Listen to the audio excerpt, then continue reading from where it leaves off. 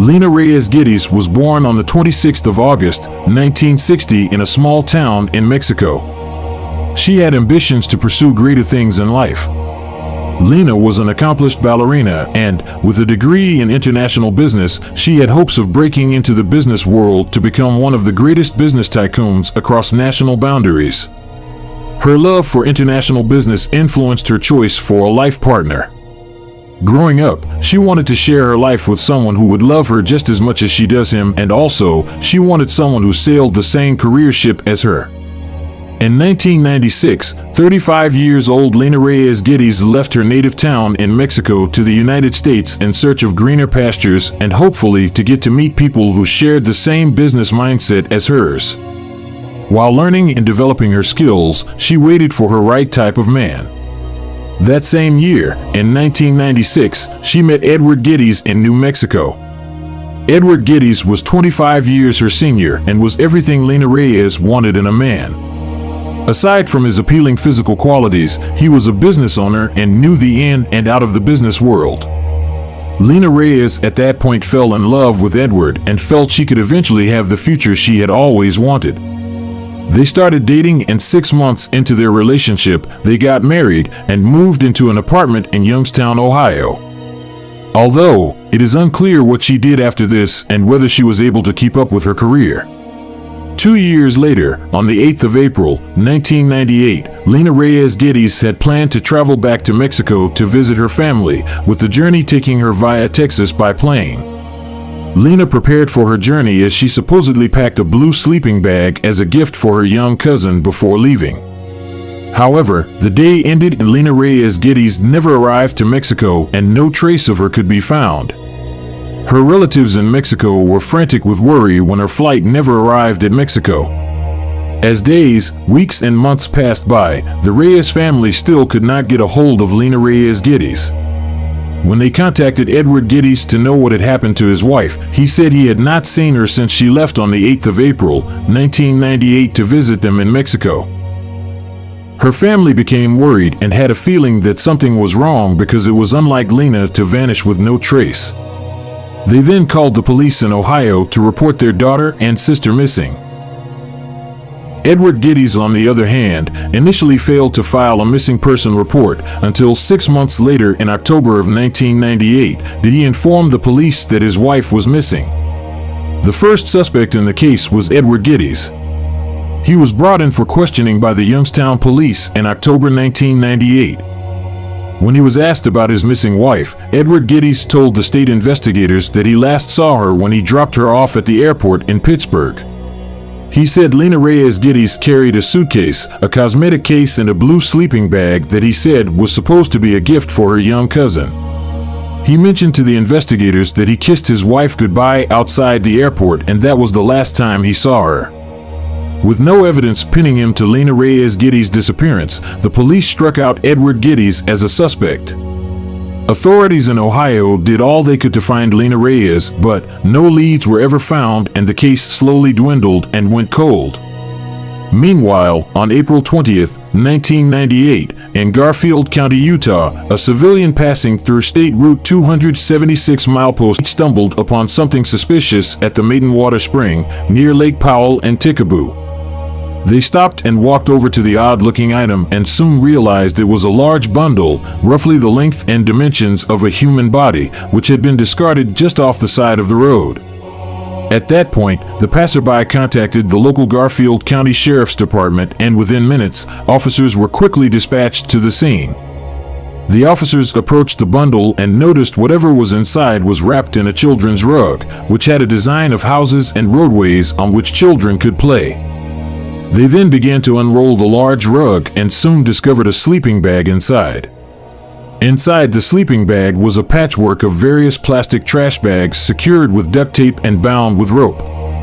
Everyone at the scene had a bad feeling about what they were about to discover as the investigators gradually cut away and peeled off the layers of tape and plastic. When the last layer came off, investigators got a shocking discovery. Lying in the discarded bundle was the body of a woman who had wounds which indicated that she had died as a result of a gunshot to the head. The woman was described as having multiple dental restorations, freckles on her face, tattooed eyebrows, and several moles, which included a unique mole on her right ear. Though her face was still identifiable, her fingers had been chopped off in what is thought to have been an attempt to hide her identity by the perpetrator. The autopsy done on her revealed that the cause of her death was as a result of the gunshot wounds she had suffered. In a bid to identify her, her statistics were imputed into online databases, which described her as Hispanic or Native American with dark eyes, dark shoulder-length hair, and a freckled complexion, but no missing persons reports in the state matched her description. Despite all efforts made to identify her, nobody came forward, and she became another Jane Doe who was dubbed the Maiden Water victim after the natural spring by which she had been found. With no leads, the case went cold. In the year 2018, the Utah State Bureau of Investigation decided to appeal to the public for leads when they carried out a cold case review of the Maiden Water victim. They took the unusual step of publishing post-mortem photos of the Maiden Water victim, including a photo of the unique mole inside the arch of her right ear. That same week, police in Youngstown, Ohio, who were updating their missing persons cases, obtained a photo of Lena Reyes Geddes from the United States Department of Homeland Security. They then released the photo to the public. Days later, a woman in California who was a true crime fan and an amateur sleuth got in touch with authorities in Utah to say that she had seen a missing person cold case in Ohio in which the victims seemed to look similar. The true crime fan had noted the mole on the upper arch of the Maiden Water victim's ear. In the Ohio's published photo of Lena Reyes Geddes, a mole was visible in the same spot. After the Ohio and Utah authorities were made aware of this, they followed the tip and discovered that Lena Reyes Geddes and the Maiden Water victim weren't just similar but were one and the same. Authorities from Utah and Ohio then put out new information in Texas, hoping to find Lena Reyes Geddes' family members. Luckily, Lena Reyes Geddes' sister, Lucero Reyes, who was just 11 years old when Lena disappeared, called the authorities to inform them that Lena Reyes Geddes was her sister.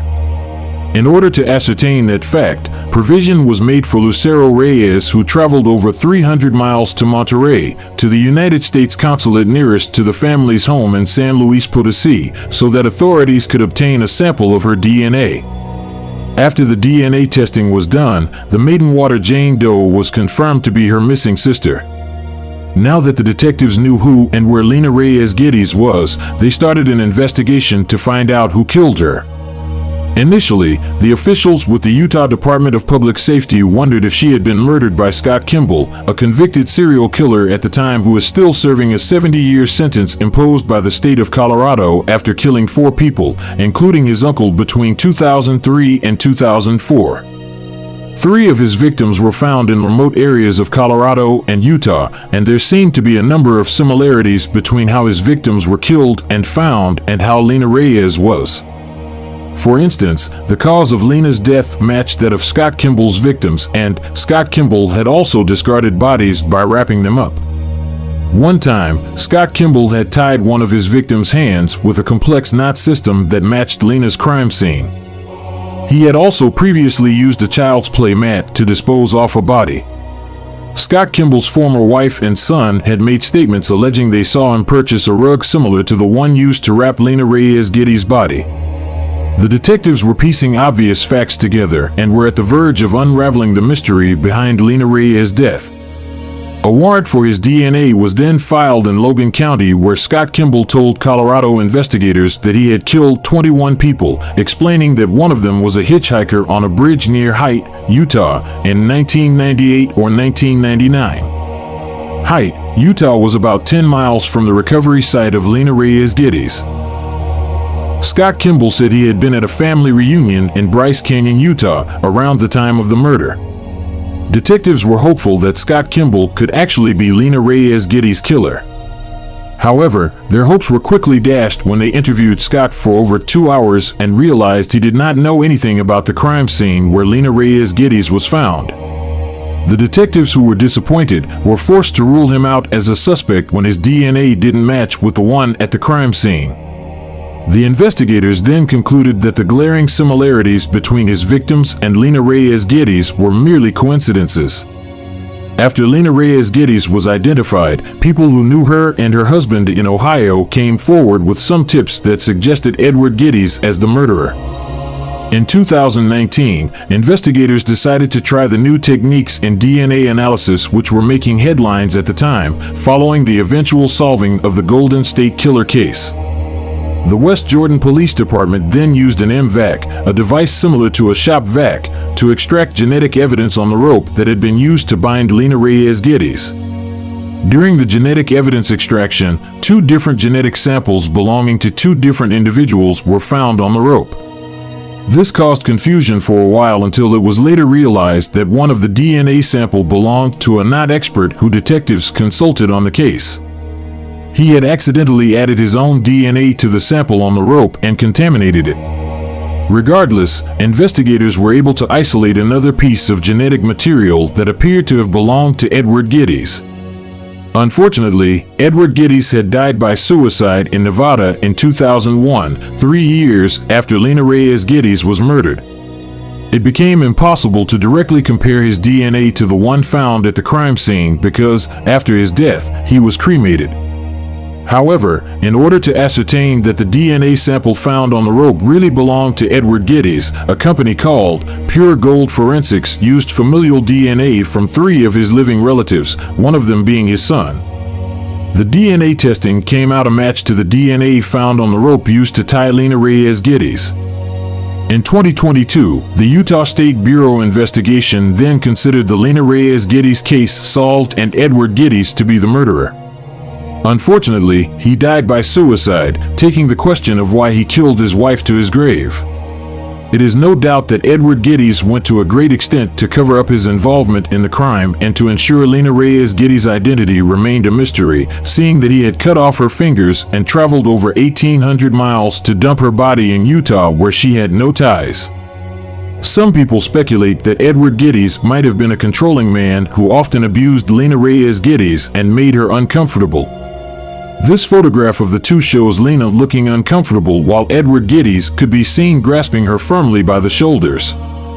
The video of Edward Geddes' interview with the police in October of 1998 portrays a man whose only interest is to cover up his own involvement in his wife's disappearance. Like a pro, he discussed the sleeping bag she was taking on her trip as a gift for her cousin, the one in which he had already concealed her dead body. He often laughed as he tells the investigator how he secured the bag and wrapped it up tight for the journey. Furthermore, to portray himself as a loving, attentive and caring husband, he had told the detectives that Lena Reyes Geddes was wearing one of his favorite underwear that morning when she left. Some reports say perhaps Lena Reyes Geddes was actually planning to leave Edward Geddes that day, on the 8th of April, 1998, concluding that the trip to Mexico was more than a simple visit to families. We all will probably never know, but thanks to DNA and an observant true crime fan, investigators and Lena Reyes Geddes' family finally have answers as to what happened to her 24 years ago. Following the resolve of the case, Agent Brian Davis from the Utah Department of Public Safety said, "To have this answered finally after 24 years is incredible. I know it's not the answer that Lena's sister would have wanted when she found her sister, but they had suspected. In fact, quite frankly, their family thought that Edward had done something to her. They just hadn't proved it." Lena Reyes Geddes' sister, Lucero Reyes, said, "I felt like for 20 years no one would listen to me, but now I know what happened. I'm here to bring her home, not like I expected, but I'm bringing her back home with me."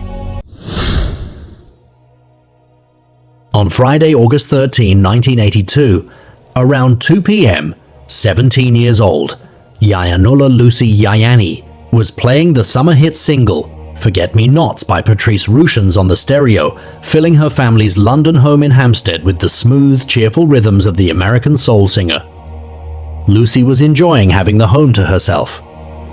Earlier that day, she and her mother had visited her father at the shoe repair shop he owned in a strip of stores in Fairhazel Gardens. They had taken his lunch to him. Around 1:30 p.m., her mother Ellie had given her the go-ahead to return home and start preparing the family's dinner while she promised to join her soon enough. Lucy walked the short distance home, arriving a little while later, and got to work. As her favorite song played, she took a lamb leg out of the fridge and started making dinner for the family. She paused her task when she heard a knock at the door. She set the lamb leg on the kitchen counter and peeked out of the window. Whatever the person outside said persuaded her to go open the door. At the doorstep stood a man in his early 20s. Being short and skinny, his hair was blow-dried and buff in such a way that he resembled his favorite actor, John Travolta, from the movie Saturday Night Fever. Lucy was a bit surprised to see a strange man standing in front of her home and wondered what he needed. A neighbor passed by and spotted Lucy and the man at her doorstep. They seemed to be having a conversation, and Lucy was said to have been at ease with the stranger, laughing even. However, 20 minutes after the neighbor spotted them, he heard a scream but did not pay much attention to it. At about 3 o'clock in the afternoon, Lucy's parents, George and Ellie, arrived home, expecting to find their daughter busy making dinner as she had been instructed, but they were surprised at how silent everywhere was. They checked the kitchen and there was no sign of her. 2 pieces of Lucy's jewelry, a broken ankle chain and an earring, were scattered about the stairs and the floor. The leg of lamb Lucy had brought out of the fridge was still sitting on the kitchen counter. When they called out for her, and she didn't answer, they knew something was wrong. They started to panic because it was unlike Lucy to leave the home without prior notice. They rushed into her bedroom in search of her, but she wasn't there either. However, as they entered their own bedroom, they were greeted by a sight beyond their worst imagination. On their bed laid a partially naked Lucy's dead body. Her t-shirt and bra had been cut right through the middle, exposing her bare chest. She was also naked from the waist down. Her hair and clothing were drenched with water. Words could not describe how horrified and devastated Lucy's parents were. They called in the police, who made a thorough round at the crime scene. Investigators discovered that the bath in the bathroom at the top of the home had several inches of water in it, and the door to another bedroom, the only one with a lock, had been forced open. Lucy's autopsy results revealed that she had suffocated, probably as a result of having her head restrained in an arm lock. She had, moreover, been bitten, punched, and ultimately raped. According to the police, the murderer forcefully barged into the home and chased Lucy up the stairs. The broken chain, which was discovered on the carpet, suggested that the killer may have grabbed Lucy's ankle as she ran. It is believed that Lucy tried to hide in her brother's bedroom, as it was the only room with a lock on the door. Investigators discovered a footprint at the bottom of the door. The killer had forced his way into the room, breaking off the locks. More of Lucy's jewelry was discovered upstairs, including a damaged ring and a bangle, indicating that she fought and raced from room to room in order to escape her attacker. Since her clothes and hair were completely drenched, the police suspect that the attacker finally cornered Lucy in the bathroom as she tried to hide in the bathtub. Lucy's murder horrified the neighborhood and spurred a massive manhunt, but it took decades for the case to be solved. Evidence such as semen was found on Lucy's body, but as DNA testing was not available in 1982, the sample was useless at the time. Unknown finger and palm prints were also removed off the bath's rim. The murder of Yanula Luciani generated a lot of media attention. A week after her murder, Lucy's sister Maria bravely recreated Lucy's final movement as she walked home from the shoe repair shop for the television program, Police 5. In Belsize Road, a mobile police station was set up where more than 1,000 people gave witness accounts and fingerprint samples. No one was able to identify the individual who had knocked on the Yanni's door despite the intensive police investigation and community help. Investigations showed that Lucy, Maria, and their mother, Ellie, were followed twice by a guy close to their home 3 months prior to the murder. He was described as being between the ages of 22 and 25, standing at 5 feet 6 inches, with a Mediterranean complexion and having black hair that was combed back. On the 1-year and 2-year anniversary of Lucy's murder, further appeals were submitted.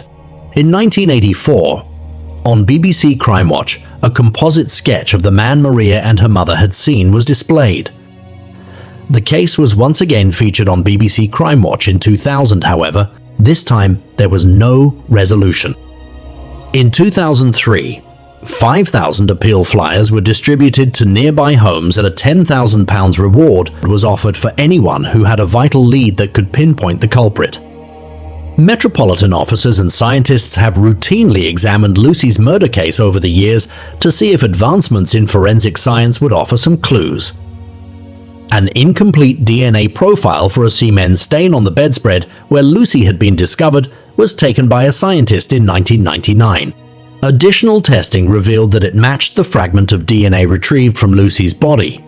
In 2003, a near-complete DNA profile of the semen stain on the bedspread was acquired using a more advanced profiling approach. The DNA profile was checked against the National DNA Database, but there were no matches. Even though the case was reopened, it could not progress any further. 12 years later, in December 2015, a man named James Warnock from Camden, northwest London, was arrested by the police for having pornographic photographs of children. Police had no idea they had caught a killer. As a routine, Warnock offered a DNA sample that was entered into the national database. Surprisingly, his DNA was a nearly perfect match with the semen discovered on the bedspread where Lucy was discovered. The likelihood that the sample may have come from someone else was assessed to be 1 in a billion. A break in the case came when police had started to believe that Lucy's murderer was either dead or had relocated overseas. Investigators had looked into Australia and Cyprus, not knowing that the perpetrator remained in the neighborhood the entire time. On January 12, 2016, officers tracked James Warnock down and discovered him waiting for them while quietly drinking beer in his underwear. Aside from the police matching his DNA and fingerprints, they were able to confirm that the sketch created from eyewitness accounts of the culprit was startlingly close to photographs of James Warnock that had been taken at the time. James Warnock was taken into custody first for a murder investigation and then for rape. Warnock, who was 22 at the time he killed Lucy, lived with his wife, a little more than half a mile from the Yayanis' family home, and had been working as a tiler in a nearby street. When questioned by police about the murder, Warnock claimed he liked to chat and have a laugh and had a similar appearance to John Travolta at the time of the crime. He denied raping and killing Lucy. He said to the police in many interviews that he had been seeing Lucy in secret after she drew his attention when he allegedly brought some boots into her father's shoe repair shop. He claimed Lucy had a lovely smile. He went on to tell investigators that he and Lucy happened to run into each other by coincidence in another store and struck up a conversation. According to him, they subsequently met 6 or 7 times, and their relationship quickly became intimate, and that explains why his DNA was found on the bedspread. Officers were able to quickly refute Warnock's assertions because a medical examiner and Lucy's family had revealed that she had been a virgin before being raped and killed. During the trial, despite evidence to the contrary, James Warnock insisted that he used to visit their home to have sex with Lucy, forcing Lucy's brothers, Rick and Petros, as well as her sister, Maria, to sit through his arguments. They wept and hung their heads as he told jurors of fictitious sexual encounters, saying, "It was always nice. It was not, vigorous or anything. We didn't go mad. It was very quick. It was gentle." The prosecution maintained that in the months leading up to the murder, James Warnock was allegedly stalking Lucy on the street because he had seen her and was attracted to her. However, they had never been close, and when he saw her coming home alone that day, he simply knocked on her door and saw a chance to carry out his evil deed. James Warnock, who compared himself to his favorite actor, John Travolta, saw himself as an irresistible young man who thought every woman would fall at his feet when he asked. When Lucy rejected his attempts to charm his way inside, he was probably hurt by her rejection, and so he broke down the door to get inside and pursued her up the stairs, where he eventually accomplished his horrible task. The trial lasted for just 2 hours, and a jury at the Old Bailey found James Warnock guilty of murder, and Recorder of London, Nicholas Hilliard QC, sentenced him to life in prison with a minimum of 25 years. James Warnock was also given concurrent sentences of 20 years for rape and a 4 to 5 year sentence after pleading guilty to 6 counts of disseminating pornographic pictures in 2013.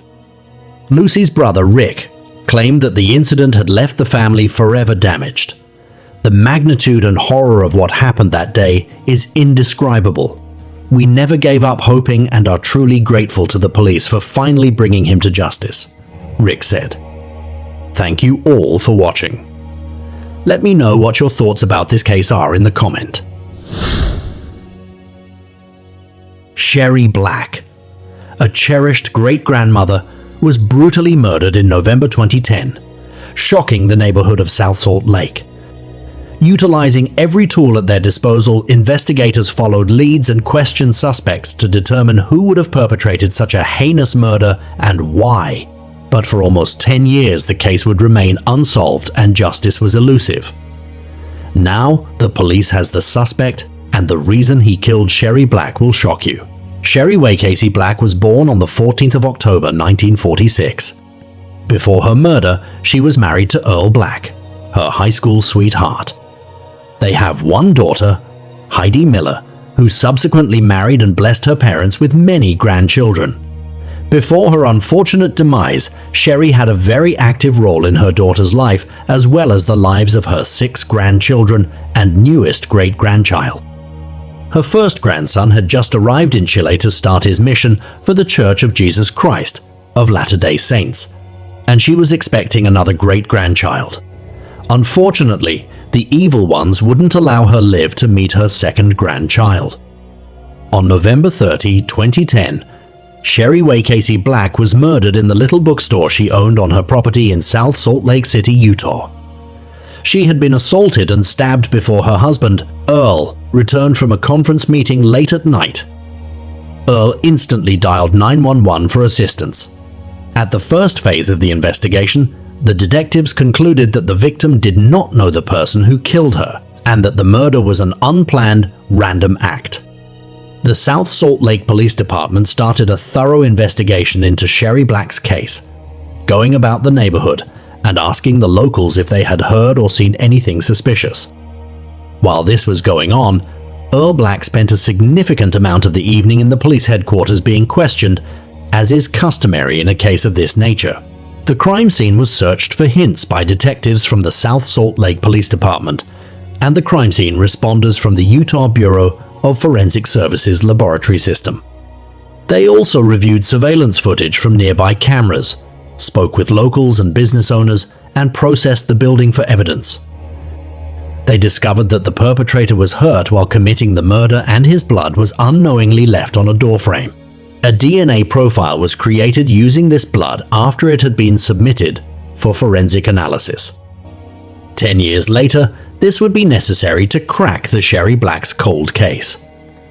The Combined DNA Index System, CODIS, was where the DNA profile was uploaded, and the DNA profile continued to cycle through the database every week in search of a match.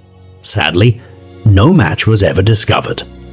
This indicated that the offender had never caused harm to anyone where he might have left his DNA at a crime scene, or that he had never been apprehended and had his DNA properly obtained in connection to his arrest. Police found it especially puzzling that there didn't appear to be any robbery evidence at the crime scene. There were mountains of books, literally thousands upon thousands of them. It was challenging to determine whether any rare books had been taken, which the police initially suspected could have been a motive for the crime based on an inventory that Sherry had kept in her head.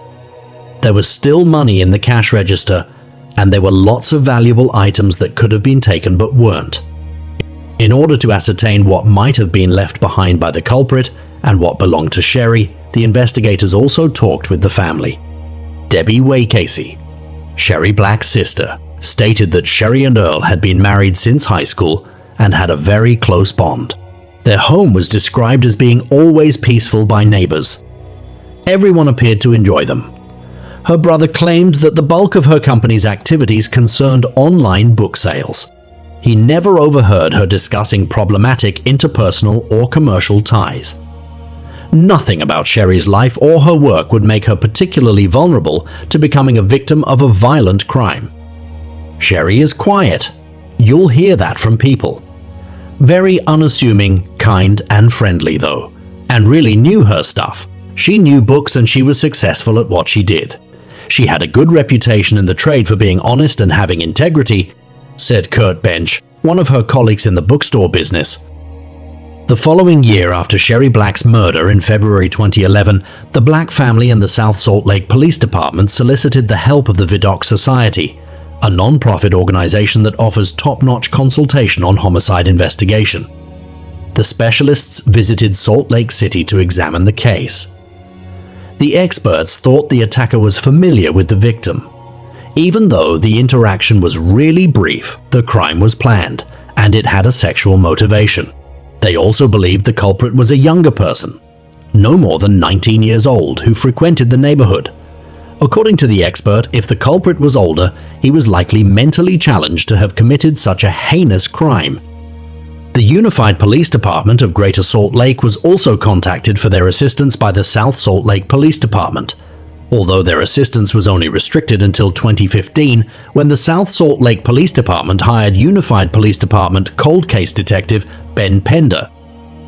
Two of the Vidocq experts, Richard D. Walter and Patrick J. Zirpoli, independently traveled back to South Salt Lake City in May 2015 for a 2-week period to collaborate with the investigators on the case. Sorensen Labs in Utah produced a restricted genealogy profile of the culprit in 2017, using DNA from the crime scene. Detective Ben Pender later learned about Parabon Nanolabs and their work with phenotyping DNA while attending a cold case conference in Washington, D.C. In order to process the killer's blood evidence from Sherry Black's crime scene, the Unified Police Department hired Parabon, which produced a number of age progression pictures of the criminal. The case was officially transferred from the South Salt Lake Police Department to the Unified Police Department of Greater Salt Lake in March 2018, after almost 8 years, and Detective Ben Pender was designated as the lead detective. Sherry Black's family kept the case in the public eye throughout the quest for justice, in the hopes of finding fresh leads. On the anniversary of her passing, they conducted candlelight vigils, created incentives, and reported developments in the case when they became available. They also sought to garner media attention.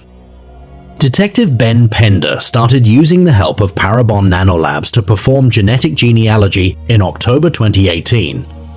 Over the course of the following 2 years, he collaborated with one Parabon specialist in an effort to pin down the perpetrator of this heinous act. Detective Pender started to visit potential ancestors of the criminal's family tree in April 2019. He and the genealogist might then use this to whittle down and rule out potential suspects as they narrowed down their focus. Detective Pender traveled all over the United States, visiting members on the family tree and asking questions that may eventually help to identify the murderer. He worked with the Parabon genealogist in between his travels, and she would recommend subsequent actions based on his findings and her research. The genealogist discovered that someone had submitted a DNA profile into GEDmatch in the fall of 2020, a few days before deciding whether Detective Pender was to travel east again or travel towards the west. The submitted DNA profile looked a whole lot closer to the murderer. The genealogist advised Pender to fly to Sacramento, California, and meet with a certain woman who turned out to be the crucial piece of the puzzle investigators were seeking for the Sherry Black's case. When Detective Ben Pender arrived at her house, she warmly invited him into her home after he introduced himself. She further allowed him to collect a DNA swab from her for analysis. Detective Pender met her adult son, who was home at the time. Pender had a conversation with her son and inquired about the possibility of him knowing about a child from his past. The man disclosed to Pender that a woman had long ago suggested that he might be the father of her child, but left the matter unresolved. He also consented to a DNA test. After fitting the puzzle pieces together in his head, Detective Pender was convinced he had finally met the right match. When it was determined that the man from Sacramento was the biological father of the person who killed Sherry Black, he took the information to the Utah Bureau of Forensic Services laboratory system for processing He was then able to use this information to track down the killer. After being located, the offender's DNA had to be lawfully obtained in order to verify a one-to-one match with the samples taken from the crime scene. Law enforcement secretly collected this sample, and they received the outcomes they had been seeking for 10 years. Adam Durbrow of Orem, Utah, who was 19 at the time of the murder, was consequently apprehended in October 2020 and accusations were made against him.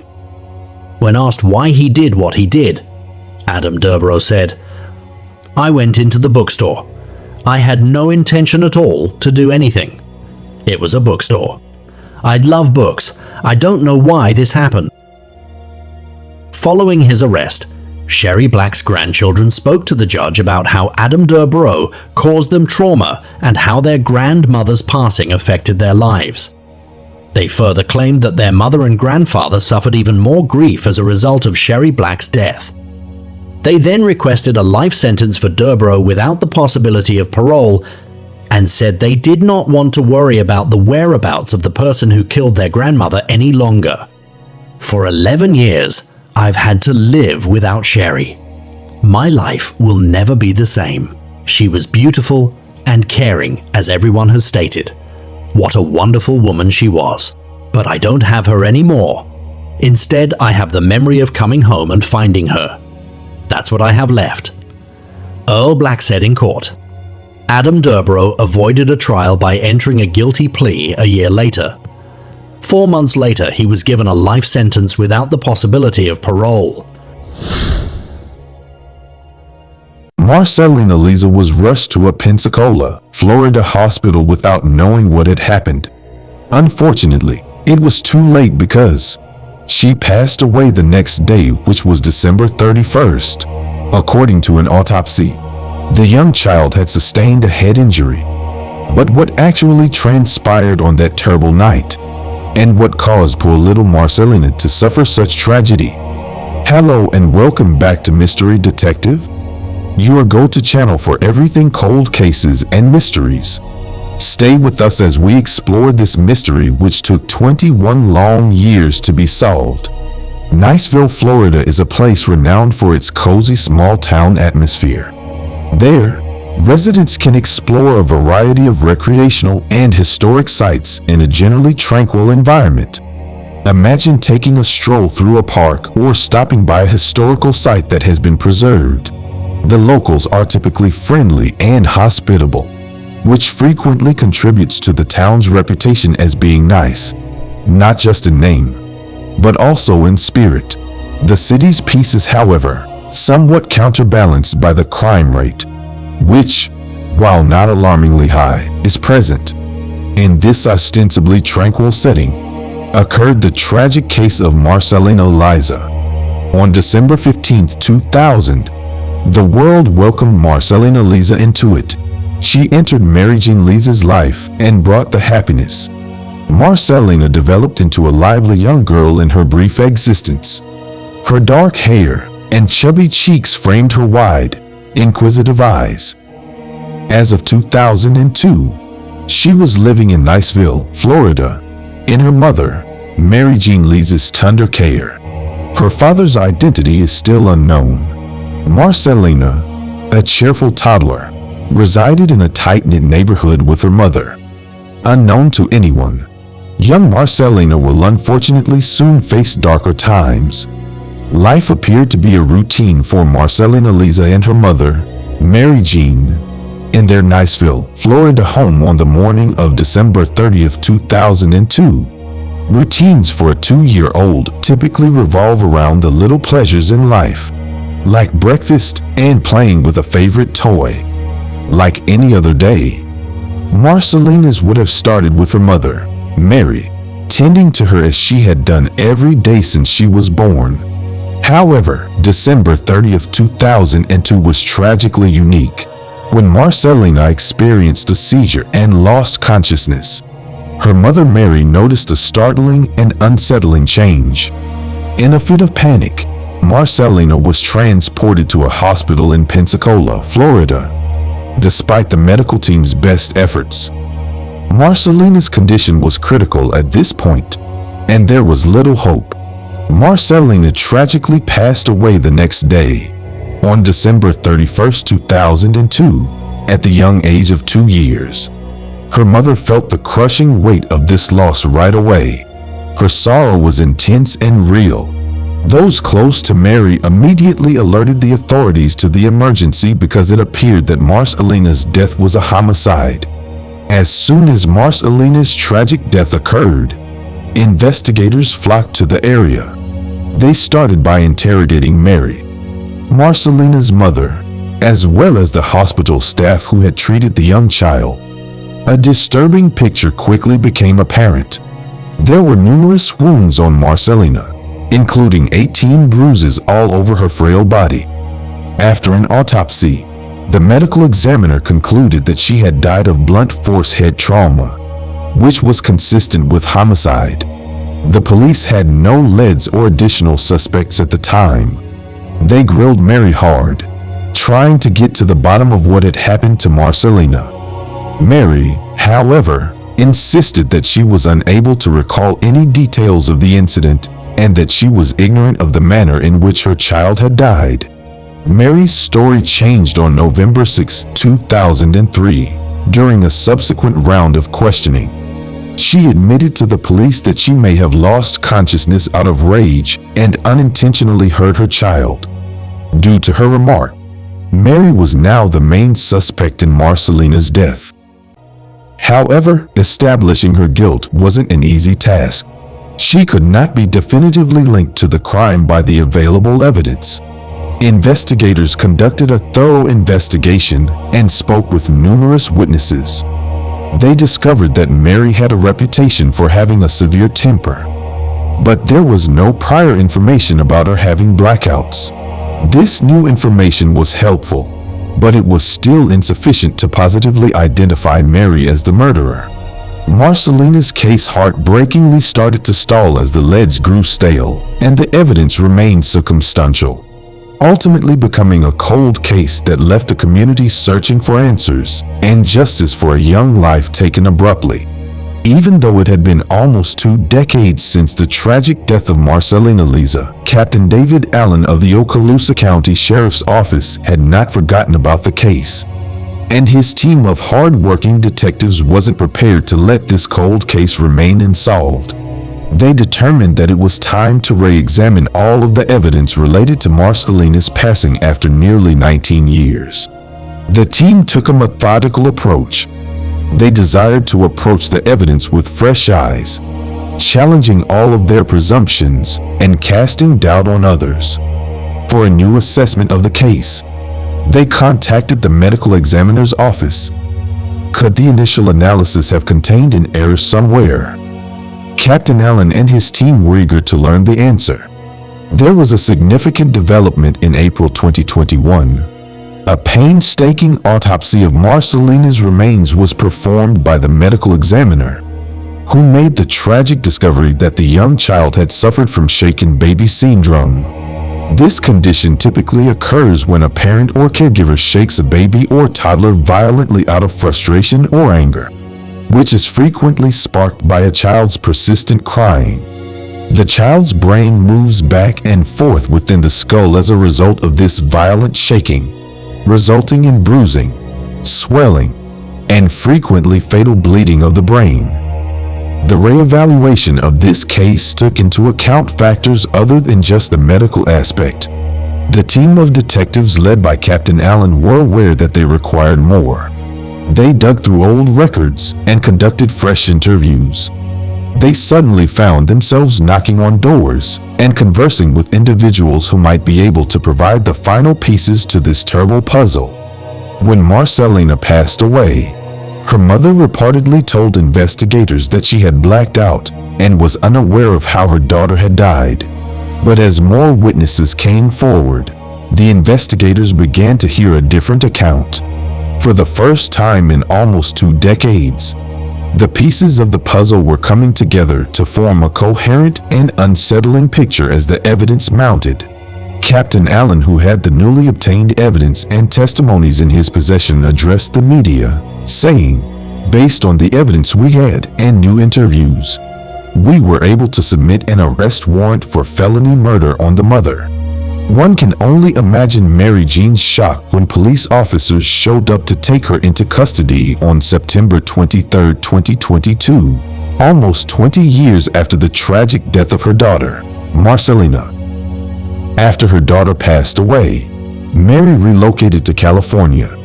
She was apprehended there by deputies from the Yuba County Sheriff's Department. She was detained in the Yuba County Jail without bail.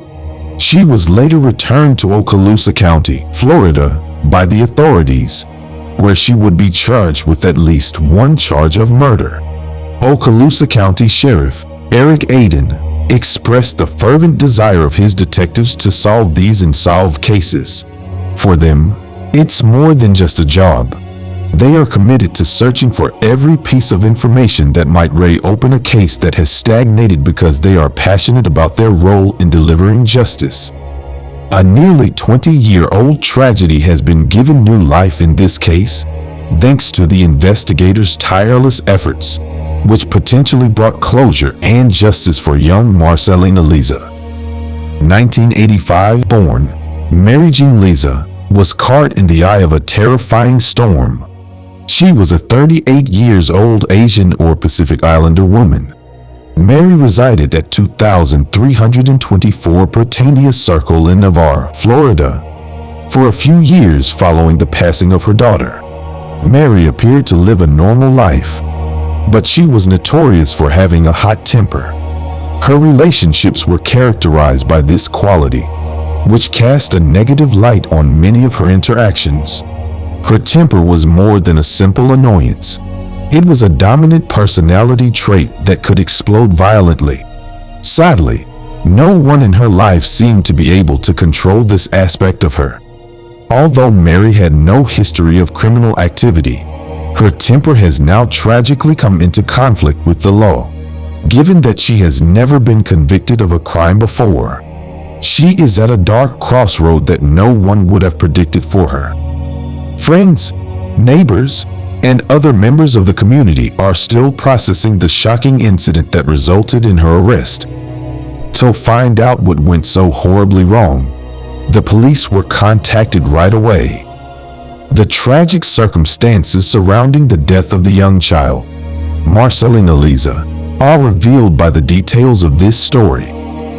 The details in the arrest report provide insight into a family arrangement that was rife with conflict and eventually ended tragically. Mary Jean Leza, Marcelina's mother, did not have primary custody of her at the time, and she already had a case filed with the Florida Department of Children and Families. The primary guardians of Marcelina, whose names have not been made public, were planning a trip out of town. The Department of Children and Families gave Mary Jean permission to stay with Marcelina for an extended period of time because they value family. The agreement went into effect on December 20th, 2002. The first few days of the visit seemed to be going smoothly. 3 days after the overnight stay started, a caseworker went to the house. The caseworker saw Marcelina during the visits as active and healthy, with no indications of harm or distress. A couple of days later, on December 29, Mary Jean's sister visited the house and also observed that the youngster seemed secure and healthy. Then December 30th, 2002 arrived. This would turn out to be a crucial and disastrous day. Mary Jean and her daughter were home alone on this particular day. An unidentified witness later picked them up and noticed something suspicious right away. Marcelina was unresponsive and drowsy. The witness inquired about Marcelina's condition from Mary Jean out of concern.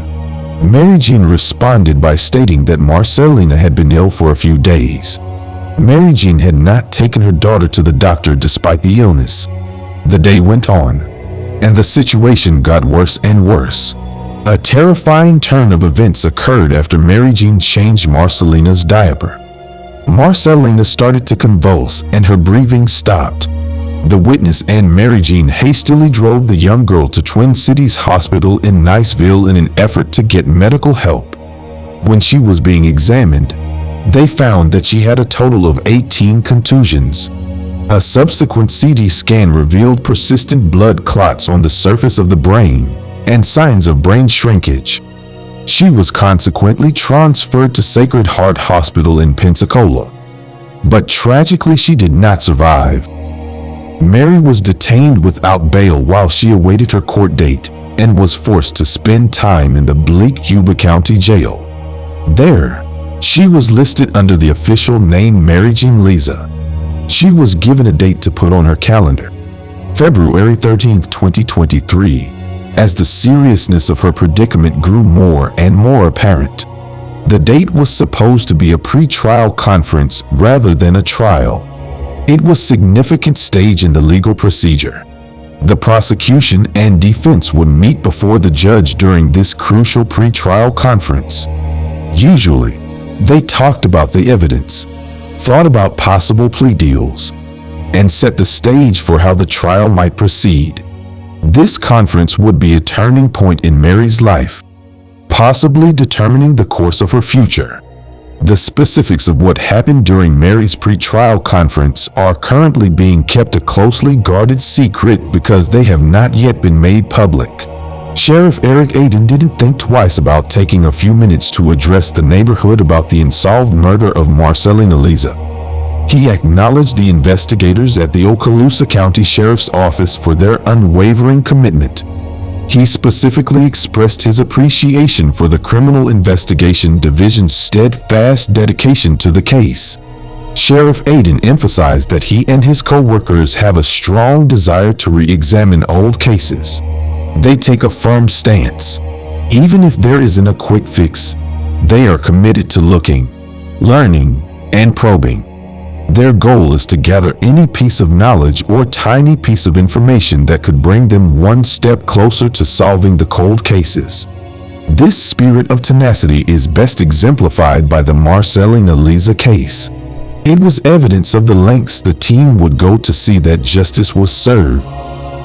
Families, neighbors, and friends felt compelled to reach out as details emerged, and the community sought resolution, reaffirming their faith in the police and their pursuit of the truth. What do you think about this case? Do you think Mary Jean Leza intentionally shook her daughter to death? Let us know what you think in the comment. Thank you for watching. Do not forget to like, share, and subscribe to our channel for more videos like this.